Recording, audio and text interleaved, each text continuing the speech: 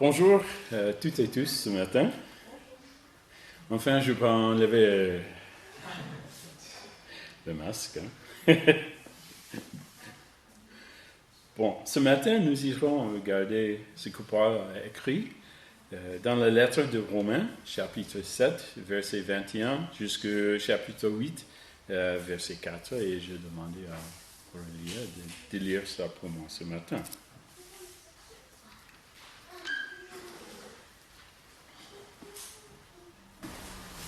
Je découvre dans cette loi, alors que je veux faire le bien, c'est le mal qui est à ma portée. En effet, je prends plaisir à la loi de Dieu dans mon être intérieur, mais je constate qu'il y a dans mes membres une autre loi.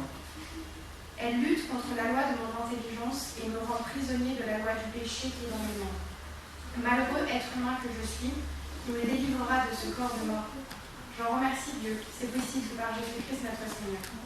Ainsi donc, par mon intelligence, je suis esclave de la loi de Dieu, et par ma nature propre, je suis esclave de la loi du péché.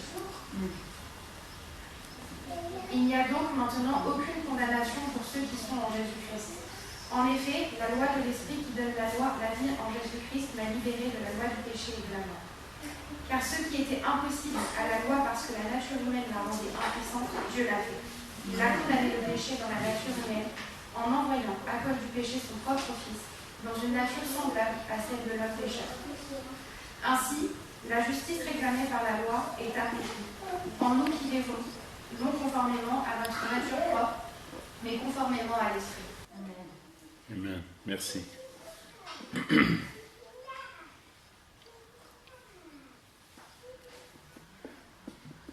C'est Paul l'apôtre qui a écrit ça aux églises à Rome. Et donc, dans le premier 7 chapitres, ça marche? Ah, ok.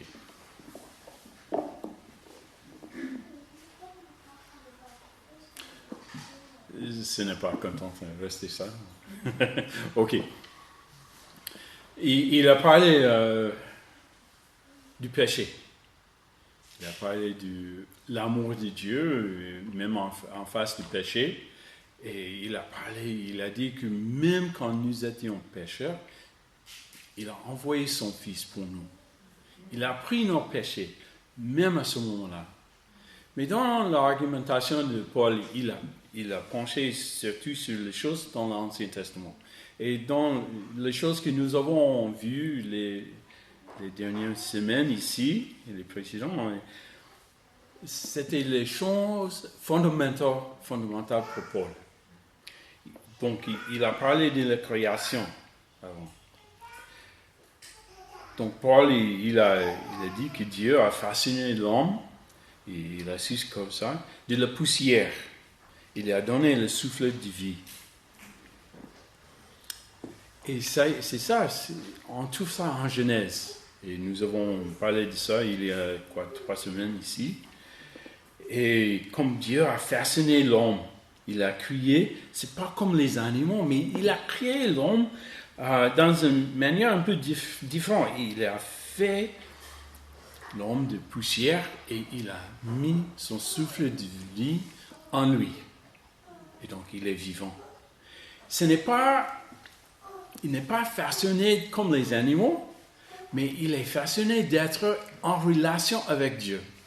Donc, il a la volonté, il peut faire les choix, même à ce temps-là. Ils sont libres de faire les choix. Parce qu'ils sont créés dans l'image de Dieu. Et Dieu, il a eu l'habitude de parler avec Adam et Ève dans le jardin. Ce n'est pas un mystère, ce n'est pas autre chose, mais Dieu, il va passer le temps avec eux. Donc c'est le temps de communion fraternelle entre Dieu et les gens. Et aujourd'hui, on cherche la même chose avec Dieu. C'est Dieu qui veut être en relation avec nous. Mais quand le péché est entré, quand Adam a pris la décision de manger le fruit de l'arbre de connaissance du bien et du mal, la relation entre Dieu et homme était brisée. Ce n'est pas... Et l'image de Dieu, sur nous, c'était un peu trop dur. Ce n'est pas effacé, ce n'est pas tout à fait épuisé, ce n'est pas agité, mais c'est trop dur, c'est endommagé. Donc, nous ne sommes pas vraiment dans la même image aujourd'hui qu'avant. Parce que Dieu, c'est à cause du péché. Mais Adam, il a pris les décisions. Et souvent, on dit que bon, c'est seulement les actions qu'il a faites. Qu'il a pris quelque chose et il a mangé. Donc, on voit que c'est une action. C'est quelque chose de ma volonté. Mais quelque chose d'autre a passé aussi au même temps. Ce n'est pas seulement l'action de désobéir, mais c'est la rébellion. Et la rébellion et le péché est entré dans le cœur d'Adam. Et quand il a eu les enfants, c'est transmis à eux aussi. C'est pas quelque chose qu'ils ont fait qui est vraiment le plus lourd, mais ils sont devenus quelque chose. Ils sont devenus les pécheurs. C'est pas qu'ils ont fait quelque chose, mais ils ont devenu quelque chose d'autre. Et ils ont vécu dans la rébellion contre Dieu. Et donc, nous partageons le même esprit en nous. Quand nous sommes nés avec les mêmes habitudes, même nous sommes pécheurs. Mais on voit que ce n'est pas seulement Dieu qui a voulu la relation avec les hommes et les femmes sur la terre, mais c'est les hommes et les femmes aussi qui veulent la relation avec Dieu. Et donc, je crois qu'on peut comprendre que Caïn et Abel ont donné le sacrifice, a fait le sacrifice pour Dieu, pour essayer de rétablir la relation avec Dieu. Donc, il veut faire quelque chose. Nous avons péché. Je dois faire quelque chose. Je fais l'offrande. Et Dieu, il a dit, bon, l'offrande d'Abel, c'est bon. Mais l'autre de Caïn, c'est pas bon. Je ne sais pas exactement pourquoi. Il n'y a pas les règles à ce temps-là. Mais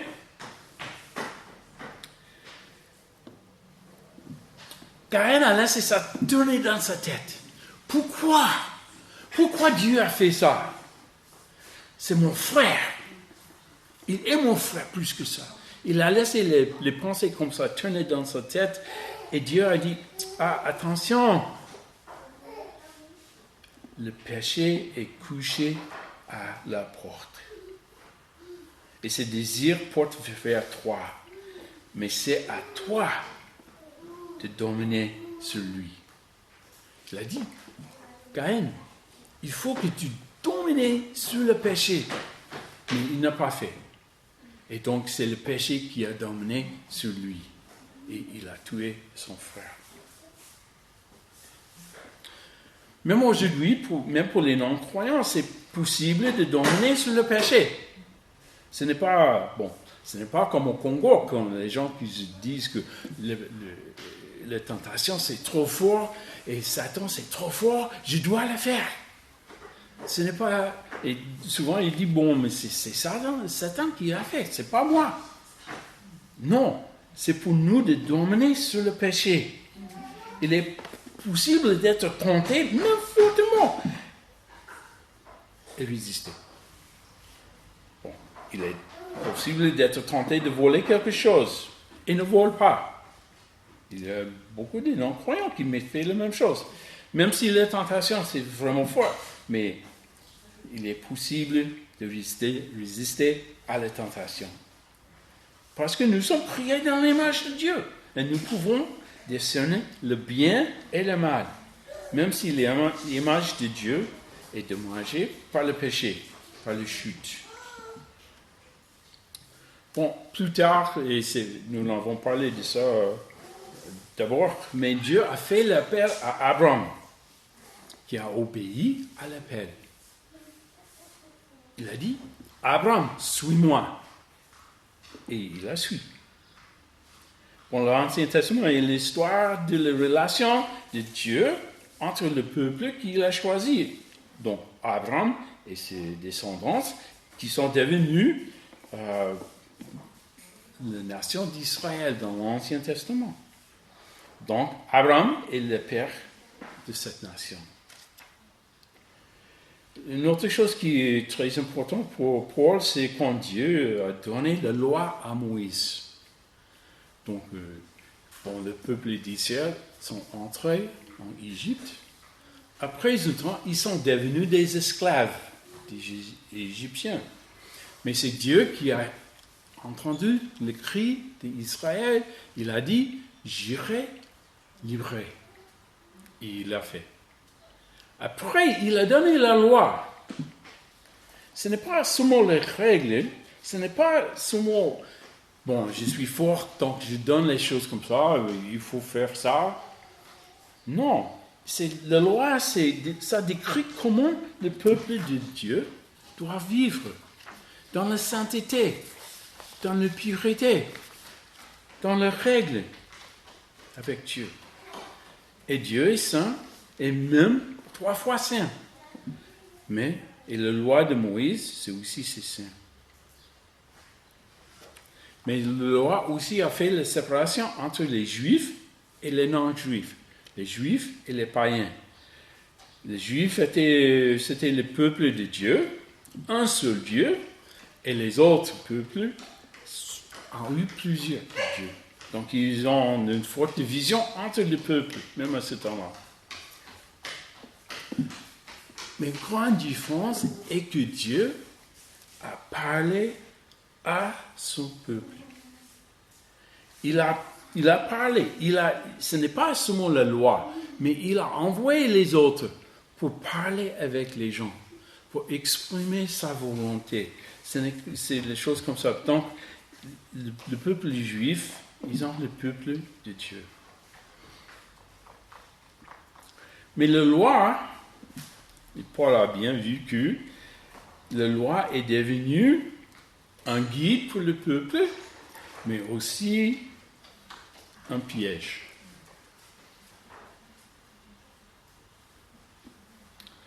La loi est un guide parce qu'elle décrit ce qu'on doit faire pour être en bonne relation avec Dieu. La loi exhorte le peuple de faire le bien, de mener une vie pure, mais c'est une autre chose de faire ça, de faire parvenir dans la vie tous les jours, de vivre dans une manière sainte, parce que le péché est toujours là.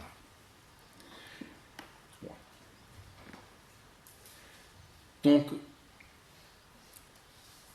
David, quand il a vu la loi, il a mémorisé, il a répété, et il a dit que la loi de l'Éternel est parfaite. Elle donne de réconfort. Le témoignage de l'Éternel est vrai. Il rend sage celui qui manque d'expérience. Les décrets de l'Éternel sont droits. Il réjouissait le cœur. Les commandements de l'Éternel sont clairs. Ils éclairent la vue. Psaume 19, 8 et 9. Nous pouvons dire que Dieu est parfait aussi. Mais la loi ne donne pas le pouvoir de le faire. La loi, c'est parfait.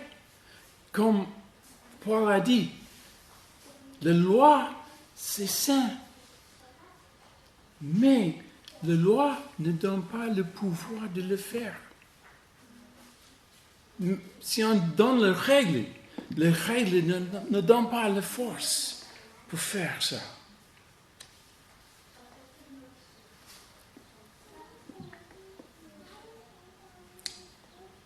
Donc c'est pourquoi Jésus est la seule personne de garder la loi. Parce qu'il est né, c'est pas comme nous, mais son père c'est Dieu, il est le fils unique de Dieu, mais sa mère c'est Marie. Il peut le faire, parce qu'il n'a pas eu le même péché dedans, dans lui. Bon, il a eu les tentations, mais il n'a pas eu la même chose dans lui qui a un sens forcé de le faire le mal dans la vie.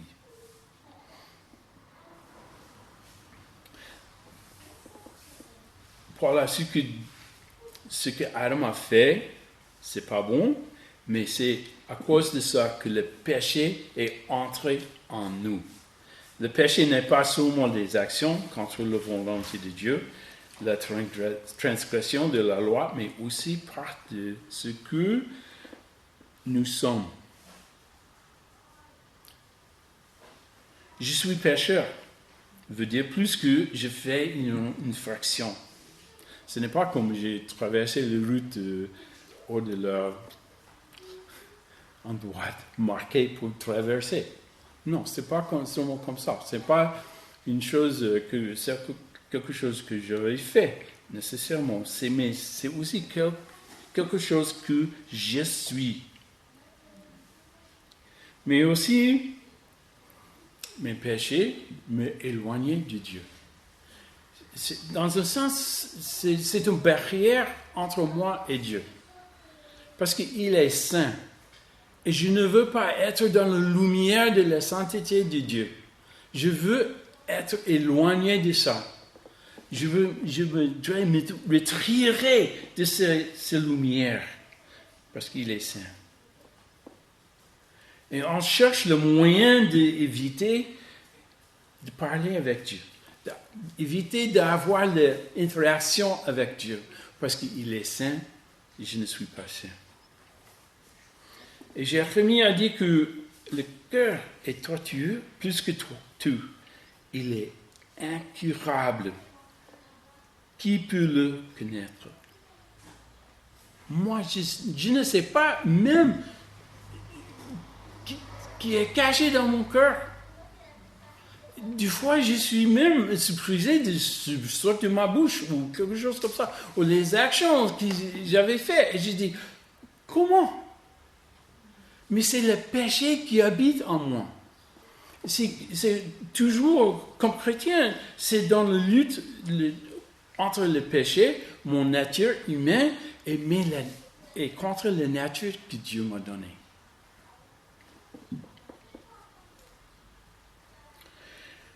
Bon, pour moi, j'ai vu que la loi a dit, c'est toujours ça, ne pas voler. Et même avant que j'ai cru en Jésus-Christ, je n'étais pas voleur. Ok, pas vraiment voleur. Vous comprenez? Pas vraiment, ce n'était pas ma vie, ce n'est pas normal, mais des fois, j'ai vu que j'ai pris, dans la classe, j'ai pris des fois les stylos de quelqu'un d'autre. Oui, et maintenant c'est mon stylo. Une autre fois, j'ai trouvé un couteau dans un hangar et j'ai dit, oh bon, le propriétaire, sûrement, il a oublié ça, il a perdu ça, donc c'est le mien. Ok. Bon, aussi, c'est pas cher, pas de problème, oui. Mais si j'avais su, il y a quelqu'un qui est le propriétaire, ce n'est pas à moi, je dois donner ça à lui. C'est pas pour moi, mais j'ai gardé ça depuis longtemps. Et devant la loi, nous avons la tendance de justifier nos actions. Comme Adam, il a fait. Bon, c'est Ève qui m'a donné le fruit. C'est pas moi qui l'ai ramassé, c'est elle. Et nous avons la tendance de faire la même chose. C'est pas moi, c'est lui. S'il n'a pas fait ça, ça va autre chose. Je ne veux pas réagir comme ça. Donc, je ne suis pas le seul de me défendre en face de Dieu. C'est normal pour nous d'éviter les choses que Dieu va dire. Mais Paul a dit que bon, alors que je veux faire le bien, mais c'est le mal qui est à ma portée. Bon, les gens disent, bon, est-ce que c'est vraiment Paul? Est-ce que c'est quelqu'un d'autre? Il parle de quelqu'un d'autre. Est-ce qu'il parle de l'ancienne vie? Est-ce qu'il parle d'autre chose? Mais je crois que même Paul, il a eu le lutte en lui. Même comme apôtre, il a eu le lutte en lui. Et donc, parce que même si Jésus est en lui, même si le Saint-Esprit est là, est actif, le péché va dire quelque chose dans nos cœurs. Il va dire quelque chose. Tu peux faire ça, tu peux dire ça, tu peux agrandir, tu peux. C'est le mot de péché. Mais Paul, il a étudié la loi, il était même expert, plus que les autres. Et face à la loi, comme ne pas voler, il faut faire quelque chose. Bon, je peux me justifier de prendre les stylos de quelqu'un d'autre. J'ai besoin de ça, il n'a pas besoin de ça. Oui, il y en a beaucoup, j'en ai un. J'en ai pas. Mais ce n'est pas juste, ce n'est pas droit, ce n'est pas la volonté de Dieu. Mais moi, dans le péché, je me justifiais même devant Dieu, même devant lui. Donc on peut suivre la loi ou on peut faire le détournement de la loi. Les pharisiens, le parti de Paul, étaient les experts dans ces choses-là, de détourner la loi, de faire que la loi a dit quelque chose autre qu'ils ont vraiment dit. Ils sont les experts. Donc, des fois, Jésus a dit que, bon, si le parent va demander quelque chose d'eux, l'aide, le pharisien peut dire que, bon, l'aide que tu as lu, c'est consacré à Dieu, donc je ne peux te donner pas. Ça, c'est pas la loi. Mais ça, c'est les traditions des pharisiens qu'ils ont données. Pourquoi? Ils veulent éviter quelque chose que Dieu a dit. Et c'est ça qu'ils ont fait. Ils ont évité de faire les déviations autour de la loi.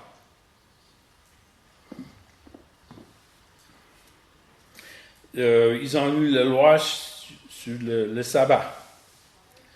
Et donc, le sabbat, il faut rester en sens de rester à la maison. Bon, nous avons la phrase en français aujourd'hui, oui, rester à la maison. Mais ils ont dit, bon, mais si tu sais que tu dois aller là-bas, un autre endroit, tu peux prendre un petit fil de tes vêtements et mettre ça là-bas. Donc, comme c'est quelque chose de mien qui est là-bas, je peux y aller, même le sabbat.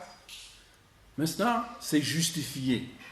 Est-ce que ça, c'est vraiment la loi de Dieu? Est-ce que ça, c'est la loi que Dieu a donnée? Non, ils ont évité les conséquences de la loi de Dieu. Est-ce qu'ils sont justes?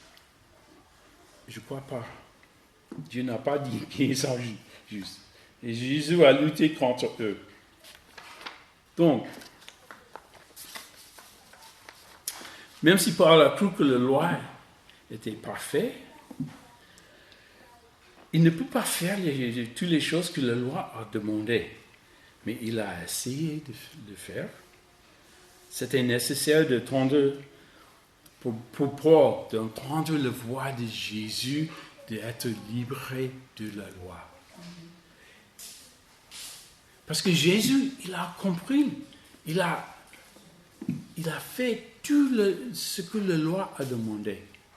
Il a aimé les uns les autres et tout le monde. Et en plus, il est mort comme le sacrifice parfait pour nous. Il est mort pour nous. Donc, il a enlevé le péché, la punition, et il a donné le pardon, il a donné le droit d'entrer dans l'amour de Dieu, dans la maison de Dieu, en relation avec Dieu encore. Et ça, c'est le but de Jésus, d'ouvrir le porte pour nous, pour qu'on puisse entrer dans le temple de Dieu, pour entrer dans la présence de Dieu. Et c'est par le chemin de Jésus-Christ. En même temps, comme Paul, nous pouvons sentir la lutte entre notre propre nature et la nouvelle nature en Jésus-Christ. Il y a des fois des temps qu'on entend deux voix. Faire ça, faire ça, faire ça. Je ne veux pas aller à l'église aujourd'hui. D'être avec les gens là-bas. Bon, je ne sais pas pourquoi, mais on entend les voix comme ça. Parce que quelqu'un a dit quelque chose la semaine passée, je n'étais pas content. Bon, ce n'est pas nécessaire d'être même clair. Mais on va défendre devant Dieu notre raison d'être allé dans le péché. Mais Paul a crié, qui me délivrera de ce corps, de ce mort? Qui va me délivrer? Délivrera de ce corps. Il y a une tension entre la vie qu'on veut et la vie de nos jours, journalier. Nous voudrons expérimenter l'amour de Dieu, mais souvent, il y a un décalage entre notre souhait et notre sexualité. Dieu a envoyé son Fils unique, Jésus-Christ, dans le monde pour nous montrer le chemin de la vie et de payer le prix pour nos péchés. Il est parfait, il n'a pas péché, et donc il peut payer pour nous, pour nos péchés. Dieu nous aime comme à la création. Dieu nous aime. Et il a envoyé son Fils unique d'enlever la barrière entre Dieu et nous. C'est nous, des fois, qui veut faire la barrière encore. Ce n'est pas Dieu. De la part de Dieu, c'est tout à fait disparu. Mais de notre part, ce n'est pas toujours comme ça. Et parce que Dieu reste, il est juste, il est saint. La loi est parfaite, mais nous sommes capables d'obéir.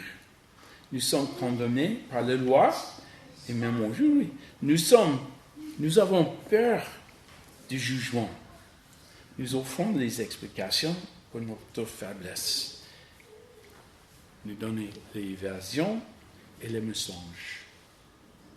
Mais Dieu, il a envoyé son Fils comme homme, de vivre parmi nous, de convaincre de le péché, de mourir dans notre place, et pour que nous pouvions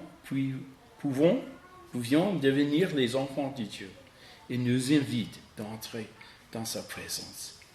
Et il a préparé une place pour nous au ciel.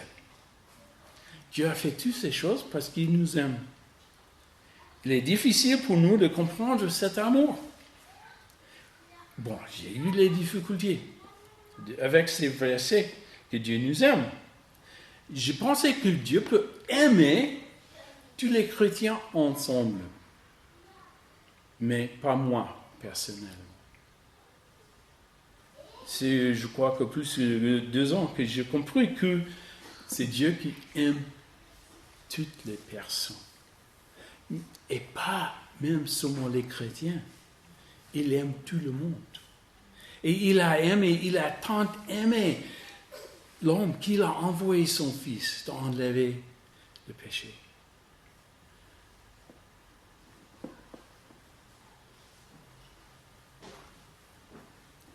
Bon, en fait, Dieu m'a fait comprendre qu'il aime chaque personne et je peux se mettre à lui sans peur de la punition. Il a enlevé tout ça. Mais j'ai trouvé aussi que ce n'est pas assez d'être pardonné. Le pardon seul ne donne pas la force nécessaire d'accomplir la loi de Dieu. Ce n'est pas notre nature humaine est opposée à la loi et opposée à Dieu. Donc, Dieu a envoyé le Saint-Esprit pour nous, qu'il habite en nous. Il est le souffle de la nouvelle vie. Il nous enseigne la parole de Dieu. Il nous guide dans la vie. Il nous donne la force d'obéir à Dieu. C'est lui qui est chargé de notre transformation. Il change nos pensées et nos cœurs. C'est lui qui est en train de nous refaire dans l'image de Dieu. C'est lui qui fait la rénovation de nos cœurs. Il y a des gens qui disent que la parole de Dieu et le pardon de Christ sont suffisants pour la vie chrétienne. La parole de Dieu est parfaite. Le pardon reçu de la part de Jésus-Christ à travers de la croix est puissant. Et ça peut être suffisant si le péché est seulement quelque chose que nous avons fait. Le problème est que le péché est plus que ça. Il s'attache à nous. Il est entré dans notre être. Il y a quelque chose qui passe maintenant dans le monde. Je crois que les gens disent que le coronavirus, le Covid-19 et les choses comme ça. Et je crois que peut-être tu as entendu les conseils d'éviter les virus, n'est-ce pas? Peut-être tu peux répéter ça, quand même, par mémoire. Parce que ça passe toutes les fois. Mais le péché est comme un virus, parce qu'il s'installe en nous. Il devient partie de nous. Je crois que nous avons tous vu le consigne pour la sécurité, contre le virus maintenant, et nous prenons les mesures, n'est-ce pas, pour éviter d'être infectés par le virus et pour infecter les autres. Laver les mains, porter les masques, éviter les foules, garder les distances. Les mesures, peuvent t'aider d'éviter de contracter le virus. Mais une fois que le virus est contracté, il est trop tard de laver les mains. Même avec les gels alcooliques. C'est trop tard. Si c'est entré, c'est entré. Il faut autre chose maintenant. C'est trop tard de laver les mains.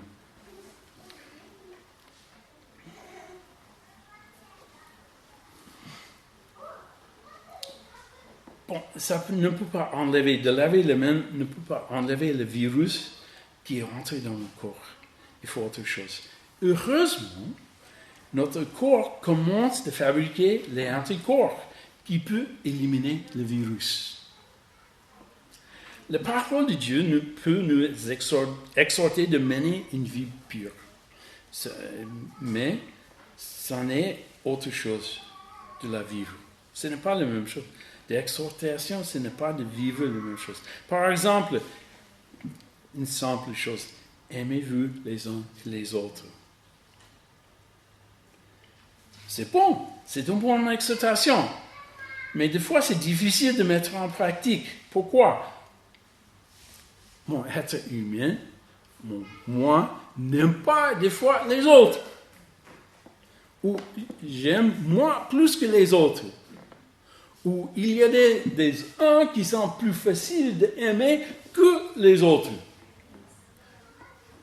Dommage, ce n'est pas, je ne veux pas faire la distinction entre les gens ici, mais c'est pas vrai pour moi.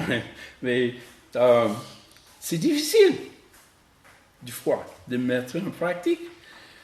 Et on peut dire quelque chose. Bon, cette personne, il a dit, Nous avons les excuses toujours. Pourquoi je n'aime pas quelqu'un et aime les autres. Il est facile d'aimer, il est gentil, mais c'est la volonté de Dieu que nous aimons les uns les autres. Le problème est que le commandement ne donne pas la force de le faire. Et je n'avais pas en moi-même la force de le faire. Parce que le péché est là, toujours. Nous voudrons aimer, mais pas tous. L'exhortation n'est pas le problème, mais notre nature humaine, infectée par le péché, cherche comment éviter de mettre l'exhortation en pratique. La parole nous dirige vers le but, Mais ce n'est pas la même chose d'arriver à la fin. Ce n'est pas la même chose. Jésus a payé le pénalité pour nos péchés. Il a enlevé le fardeau de notre honte et il nous a donné la vie éternelle. Mais pour nous, il est facile de laisser Jésus au ciel et continuer de vivre comme nous sommes. Donc Dieu nous a donné le Saint-Esprit pour qu'il puisse confronter le péché dans nos vies. Donc c'est le Saint-Esprit qui est entré en nous. Dieu a envoyé le Saint-Esprit pour que nous pouvions être libérés de la puissance du péché dans nos vies. Oui, le péché est puissant, mais l'Esprit de Dieu, c'est plus puissant que le péché. Ça donne une nouvelle vie.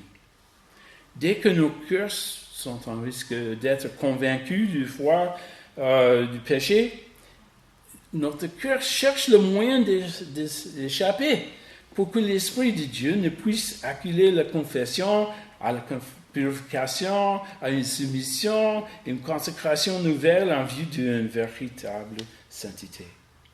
Donc, on veut éviter le Saint-Esprit. Nous avons besoin de l'Esprit Saint de nous convaincre du péché si nous voudrons rester avec Dieu.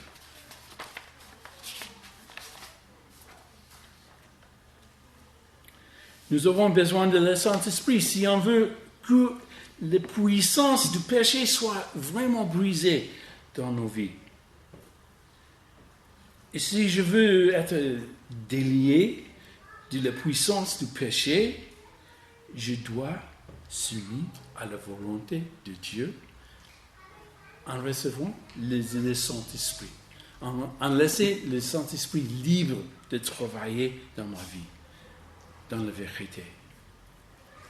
Dieu a travaillé dans ma vie une fois, ce n'est pas la seule fois, mais une fois, que j'étais en train de chercher l'écriture. Je crois que ce n'est pas la première fois que j'étais en train de lire la Bible de Genèse jusqu'à la fin. Et à Éphèse, j'étais en train de lire le passage en Éphèse 4, 31, que toute amertume, toute animosité, toute colère, et ça c'est le mot qui m'a frappé, disparaissent du milieu de vous. Pourquoi le mot toute colère m'a frappé? Parce que le jour avant, j'étais mise en colère contre quelqu'un. Ce n'est pas... c'est quelque chose qui... C'est un peu comme une habitude pour moi à ce moment-là. Ce n'est pas anormal. Ce n'est pas quelque chose... Même que je peux exploser comme ça. Pas de problème.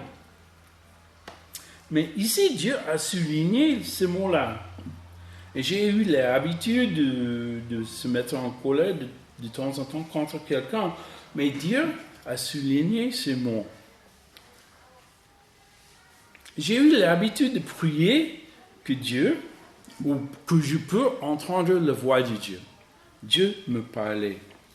Et quand j'ai entendu la voix de Dieu cette fois, je n'étais pas vraiment content. Hein?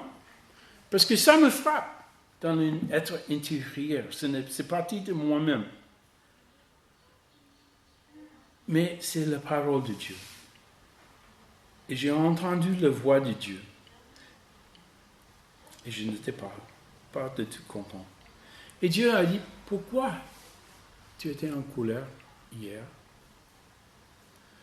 Bon, mais il a dit ça, il a fait ça, blablabla. C'est vrai? Oui. Est-ce que c'est vrai? Pas vraiment. Oui, c'est vrai qu'il a dit quelque chose, mais pour moi, j'ai magnifié ça pour faire la colère. Ce n'est pas juste de ma part. Il a dit, pourquoi tu étais en colère? Pourquoi? Et j'ai entendu la question plusieurs fois. Pourquoi tu as fait ce que tu as fait? Pourquoi Et je présentais mes excuses à Dieu. Mais il n'a pas dit ça va. Il a dit pourquoi? Pourquoi tu donnes les excuses comme ça? Et qu'est-ce que tu as fait à lui? J'avais fait du mal. Dieu n'était pas content avec mes excuses. Et enfin, j'ai dit, j'avais fait parce que je suis égoïste. Et je voudrais diminuer l'autre.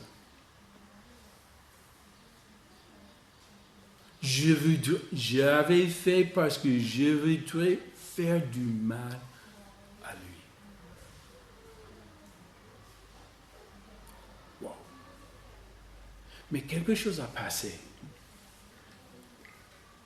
Et Dieu a dit, c'est vrai. Maintenant, Dieu et moi sont en train de dire les mêmes choses sur le péché dans ma vie. J'ai vu que c'est vraiment un péché. Ce n'est pas quelque chose qui a passé, mais c'est un péché. Et je peux confesser mes péchés. Mais confesser va dire que, sûrement, dans le grec, de dire la même chose. C'est homo, le même, logéo, tu sais, même dire la même chose. Et donc, Dieu a dit, et moi aussi, je peux dire, oui, c'est un péché. Mais qu'est-ce qui s'est passé après ça? C'est le moment que la puissance du péché, de colère, a commencé d'être brisée dans ma vie. La confession, parce que Dieu a eu la possibilité, le Saint-Esprit a eu la possibilité d'entrer dans un endroit, dans ma vie. Parce que maintenant, c'est ouvert, c'est clair.